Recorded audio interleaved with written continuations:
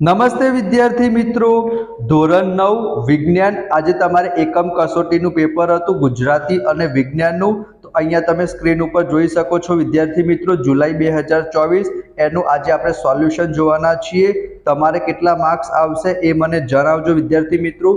29 તારીખે તમારે ગણિતનું અને સામાજિક વિજ્ઞાનની એકમ કસોટી છે, એનું સોલ્યુશન પણ વિદ્યાર્થી મિત્રો મળશે, મોસ્ટ ઇમ્પોર્ટન્ટ પ્રશ્ન પણ મળશે। કાલે મેં લાઈવ લેક્ચર લીધો હતો રાત્રે, એમાં મેં તમને કીધું હતું એમાંથી ઘણા બધા ક્વેશ્ચન તમારી પરીક્ષામાં પૂછાયા હતા, બરાબર। અને તમારી સ્કૂલમાં જો હવે પેપર હશે તો પણ આનામાંથી જ પૂછાશે। તો આપણે સોલ્યુશન જોવાના છીએ વિદ્યાર્થી મિત્રો। તો ફટાફટ એક વખત વિડીયોને લાઈક કરી ચેનલને સબસ્ક્રાઇબ કરી દેજો અને તમે વિદ્યાર્થી મિત્રો સ્ક્રીનશોટ લેતા રહેજો। પહેલાનો આન્સર શું આવશે, જે પણ તમારા વિભાગ એ છે, વિકલ્પો, ખાલી જગ્યા, ખરા ખોટા, એ બધું જ આજે આપણે જોઈ લઈશું। પ્રાચીન વિચારધારા મુજબ નીચેનામાંથી કયું પદાર્થનું વર્ગીકરણ નથી? તો પંચ તત્વ તમને ખબર છે વિદ્યાર્થી મિત્રો, 5 તત્વો આવશે, એમાં છોડ નહીં આવે વિદ્યાર્થી મિત્રો। બીજા નંબરનો પ્રશ્ન શું છે, 298 કેલ્વિન તાપમાને પાણીની ભૌતિક સ્થિતિ, 298 કેલ્વિન એને સેલ્સિયસમાં ફેરવવા હોય તો 273 બાદ કરવા પડે તો 25 સેલ્સિયસ થાય। તો 25 સેલ્સિયસે પાણી કેવું હશે? પ્રવાહી સ્વરૂપમાં હશે। એના પછી ત્રીજો પ્રશ્ન છે, આ તમારી પરીક્ષામાં પૂછાશે, મેં તમને કાલે પણ કીધું હતું, જો ઘનમાંથી વાયુ બને તો ઉદ્ધ્વપાતન કહેવાય અને વાયુમાંથી ઘન બને તો એને વિદ્યાર્થી મિત્રો આપણે નિક્ષેપણ કહીશું, બરાબર। વાયુમાંથી પ્રવાહી ના બને, ડાયરેક્ટ ઘન બની જાય। જેમ કે કપૂરની વાત કરીએ તો કપૂરમ ગૌરમ કરુણાવસારમ, મેં તમને કાલે કીધું પણ હતું કે ઘનમાંથી પ્રવાહી નહીં બને, જ્યારે આપણે કપૂરને પ્રગટાઈશું ત્યારે ઘનમાંથી ડાયરેક્ટ વાયુ બની જશે, તો એને વિદ્યાર્થી મિત્રો ઉદ્ધ્વપાતન કહેવાય, એને ઉદ્ધ્વપાતી પદાર્થ કહેવાય કપૂરને। તો અહીંયા વિદ્યાર્થી મિત્રો ઊંધું પૂછ્યું છે, વાયુમાંથી ઘન કહેતો શું આવે? નિક્ષેપણ આવે। એના પછી દબાણનો એકમ શું થશે વિદ્યાર્થી મિત્રો? દબાણનો એકમ થશે પાસ્કલ, બરાબર। તો આ 4 આપણે જોઈ લીધા। એના પછી અહીંયા છે કાર્બન ડાયોક્સાઇડનું ઘન સ્વરૂપ, તો એમાં શું આવશે વિદ્યાર્થી મિત્રો? સૂકો બરફ, જેને આપણે કાર્બન ડાયોક્સાઇડનું ઘન સ્વરૂપ કહીશું। એક વાતાવરણ દબાણે પાણીનું ઉત્કલન બિંદુ કેટલું હશે? 100 સેલ્સિયસ હશે।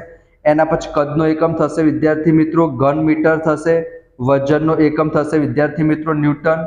ખાલી જગ્યા પરિબળને કારણે બાષ્પીભવનનો દર વધતો નથી, તો તાપમાનનો ઘટાડો, તાપમાન ઓછું હોય તો બાષ્પીભવન જલ્દી ના થાય વિદ્યાર્થી મિત્રો। બરફનું ગલન બિંદુ કેટલું આવશે? 273 કેલ્વિન આવશે।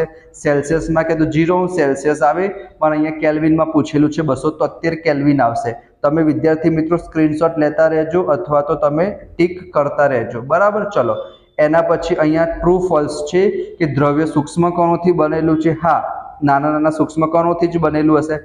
પદાર્થની અવસ્થાઓ પરસ્પર રૂપાંતરિત છે। હા, ઘનમાંથી પ્રવાહી થાય, પ્રવાહીમાંથી વાયુ થાય। ઘન પદાર્થોનું પ્રસરણ સૌથી વધુ છે? ના વિદ્યાર્થી મિત્રો, વાયુનું સૌથી વધારે હશે। ઘનનું ગલન બિંદુ કણો વચ્ચેનું આકર્ષણ બળ દર્શાવે છે। હા, એ પણ સાચી વાત છે।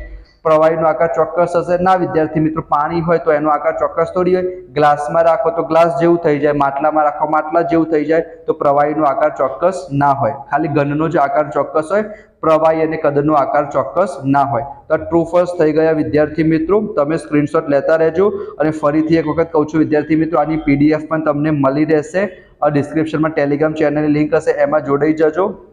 બીજી બધી PDF પણ તમને વિદ્યાર્થી મિત્રો મળશે। ચેનલને સબસ્ક્રાઇબ કરજો, કારણ કે મોસ્ટ ઇમ્પોર્ટન્ટ પ્રશ્ન હું તમારી સાથે શેર કરીશ જે પણ દિવસે એક્ઝામ હશે એના પહેલા।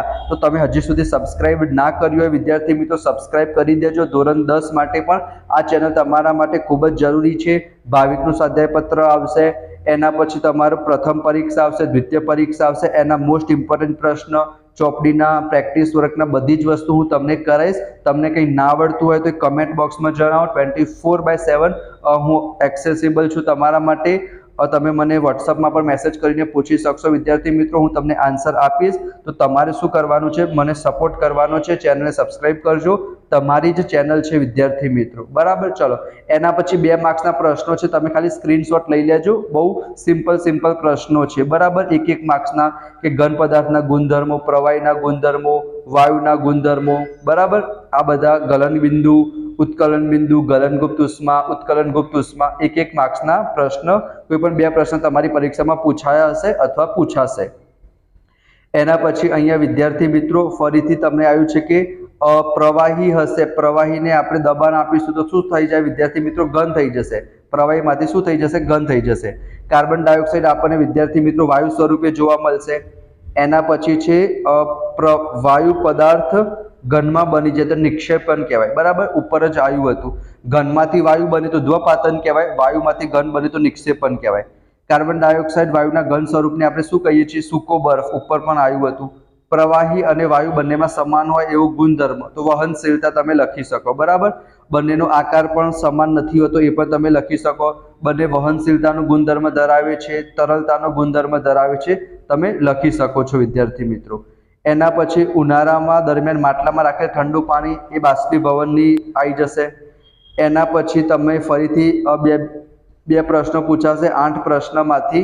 બરાબર, સ્ક્રીનશોટ તમે લઈ લેજો. ઉનાળામાં સુતરાઉ કપડાં પહેરવા જોઈએ. બરાબર, આ બધા પ્રશ્નો છે. એના પછી જો આપણે સેક્શન સી ની વાત કરીએ તો અહીંયા તમને કીધું છે કે તમારે આકર્ષણના વધતા ક્રમમાં ગોઠવાયેલા છે તો કયો વિકલ્પ સાચો છે? તેમાં વિદ્યાર્થી મિત્રો શું આવશે? બી આવશે. પહેલા વાયુ આવે, પછી પ્રવાહી આવે અને પછી ઘન આવે એના માટે. એના પછી બીજા નંબરનો પ્રશ્ન છે કયું વિધાન સાચું છે? તો એમાં મેં તમને કીધું હતું કે તમારે ઘનનું વાયુમાં રૂપાંતરણ થાય એને ઉધ્વપાતન કહેવાય, પ્રવાહી અવસ્થામાં થયા વગર, તો એ જ ઓપ્શન આવશે. એના પછી છે ઠંડા ગ્લાસ ભરેલા પાણીની સપાટી પર પાણીના ટીપા કઈ ઘટનાને જવાબદાર છે? તો એમાં વિદ્યાર્થી મિત્રો સંઘનન આવશે. ગ્લાસ હોય એમાં તમે ઠંડુ પાણી નાખશો તો બહાર ટીપા આવી જશે. બરાબર, વરાળનું થઈ જશે તમારું પ્રવાહી અવસ્થા. બરાબર, એને આપણે સંઘનન કહીશું. એના પછી વાયુને પ્રવાહીમાં રૂપાંતરિત કરવા માટે કઈ સ્થિતિ જવાબદાર છે? તો આઈ થિંક ઊંચું દબાણ અને નીચું તાપમાન આવશે વિદ્યાર્થી મિત્રો. બરાબર, આઈ થિંક ઓપ્શન એ અથવા વાયુને પ્રવાહીમાં રૂપાંતરિત કરવું હોય તો તમારે એ આવશે, ઊંચું દબાણ અને નીચું તાપમાન. બરાબર, ચલો. એના પછી નીચેનામાંથી કયો વાયુનો ગુણધર્મ નથી? તો વાયુ ચોક્કસ આકાશ ધરાવે છે, આકાર ના ધરાવે. એના પછી આ તો વ્યાખ્યા લખવાની છે. એના પછી એક વાતાવરણ દબાણે 173°C તાપમાનનું પાણી પ્રવાહી સ્થિતિમાં હશે, પ્રવાહીમાં ના હોય, વાયુમાં હશે. બરાબર, તો એ પણ ખોટું આવશે. કણો વચ્ચેનું આકર્ષણ બળ ખૂબ જ વધારે શેમાં હશે? ઘનમાં હશે. એના કારણે જ ઘન તૂટશે નહીં. પ્રવાહી વસ્તુ હશે, વાયુ હશે, એમાં આકર્ષણ બળ ઓછું હશે. 9માં બી સાચું આવશે. ખાલી જગ્યા પદાર્થની સ્થિતિ ચોક્કસ આકાર અને કદ ધરાવે છે તો ઘનનો આકાર પણ ચોક્કસ હશે, કદ પણ ચોક્કસ હશે. એના પછી છે નીચેનામાંથી કઈ સ્થિતિમાં હાઇડ્રોજન વાયુના અણુ વચ્ચેનું અંતર વધશે? તેમાં સી આવશે કે હાઇડ્રોજન વાયુના પાત્રના જો કદમાં વધારો થાય, કદ વધશે તો અંતર શું થશે? વધશે. એના પછી નીચેના પદાર્થો આકર્ષણ બળના વધતા ક્રમમાં ઓક્સિજન, પાણી અને ખાંડ, તો વાયુ, એના પછી પ્રવાહી અને એના પછી ઘન. એકદમ સાચું છે. એના પછી છે રસોડામાં ખોરાક રાંધીશું તો એના જે દ્રવ્ય હશે એ શું હશે? આમ ગતિશીલ હશે. બરાબર, વાયુ સાથે મિશ્ર થઈ જશે એના કારણે. બરાબર.